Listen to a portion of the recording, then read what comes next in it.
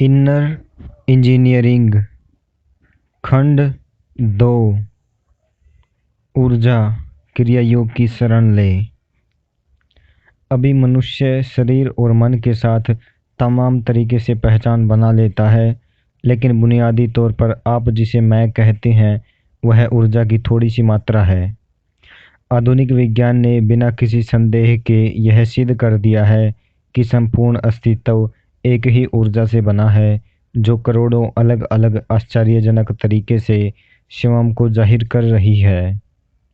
जब आइंस्टाइन ने E=mc² का सूत्र दिया तो आसान शब्दों में वह कह रहे थे कि अस्तित्व में हर चीज को एक ही ऊर्जा की तरह देखा जा सकता है।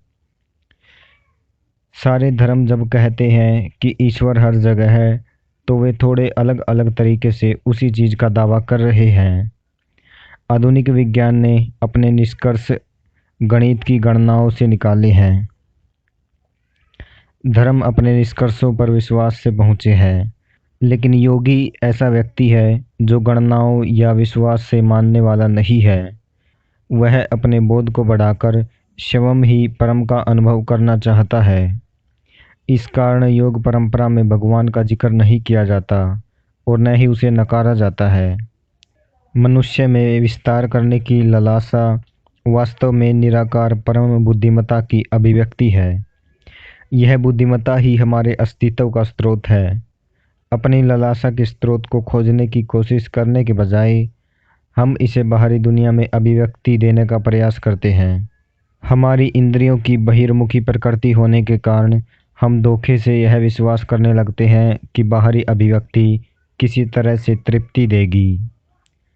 जब आप अभिव्यक्ति को कारण मानकर उसे गलत समझते हैं, तब यह आज़ादी नहीं, केवल उलझाव ही लाता है। हर व्यक्ति की जीवन ऊर्जाओं का एकमात्र लक्ष्य अनंत को स्पर्श करना है। यही हमारे सृजन का मूल है। वे किसी उद्देश्य को नहीं जानते। हो सकता है कि आपका मन पैसे या एक नए घर के बारे में सोच रहा हो सकता है कि आपके शरीर को नींद या भोजन की लालसा हो, लेकिन आपकी ऊर्जाएं हमेशा आपकी शारीरिक और मानसिक संरचनाओं द्वारा निर्धारित सीमाओं को तोड़ने की कामना कर रही होती है। धीरे धीरे जिंदगी चलाने की प्रक्रिया में तमाम लोगों ने अपने जीवन ऊर्जाओं की दिशा के साथ चलना बंद कर दिया है। इसका परिणाम यह हुआ कि वे विश्वास करने लगे हैं कि वे एक पृथक या स्वतंत्र इकाई है, लेकिन स्वतंत्र इकाई होना केवल एक भ्रम है।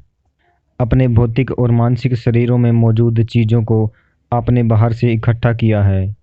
वे आपकी है, लेकिन वे आप नहीं है। अगर आप अपने शरीर के बताए रास्ते पर चलना चाहते हैं, तो वह सीधे कब्र की ओर जा रहा है।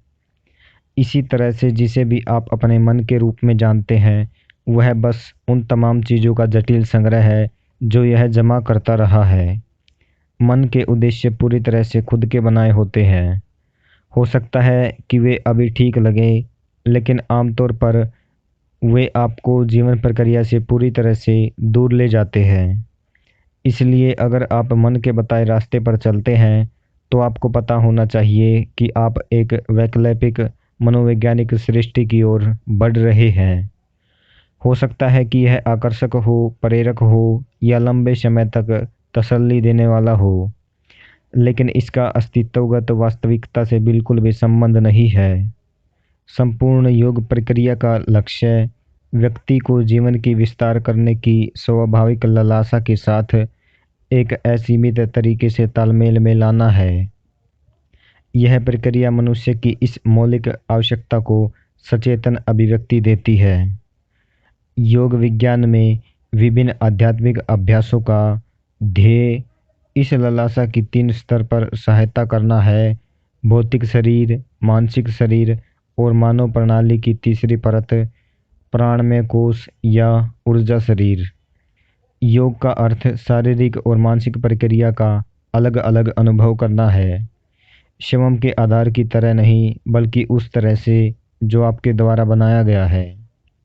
जब आप इन 2 उपकरणों शरीर और मन को सचेतन रूप से संभालते हैं, तब जीवन का आपका अनुभव 100% आपका अपना बनाया होता है। आपको बस इतना करना है कि अपने और हर चीज़ के बीच एक दूरी पैदा करनी है जो आपने बाहर से इकट्ठा की है। आपने इस जीवन में जो कुछ भी इकट्ठा किया है वह आप जहाँ भी जाएं आपके साथ रहता है। यह आपसे बहुत गहराई से जुड़ा है और परिणाम स्वरूप एक सचेतन स्तर पर आपका भी इससे लगाव है। यह एक बोझ बन जाता है क्योंकि आप नहीं जानते कि इसे कब नीचे रख देना है और कब इसे उड़ा लेना है। इसे एक बोरे की तरह आप हर समय अपने कंधे पर ढोते हैं, लेकिन इसे नीचे रखना आपके लिए संभव है। यह फिर भी आपका साथी होगा, लेकिन कम से कम यह उतना बोझिल नहीं होगा। जो आपने इकट्ठा किया है उसके और खुद के बीच कुछ दूरी बनाना निश्चय ही संभव है। आप जब चाहें इसका इस्तेमाल कर सकते हैं, लेकिन आपको इससे अपनी पहचान जोड़ना आवश्यक नहीं है। अगर आप यह दूरी कायम नहीं रख सकते तो जीवन के बारे में आपकी पूरी समझ अस्पष्ट रहेगी।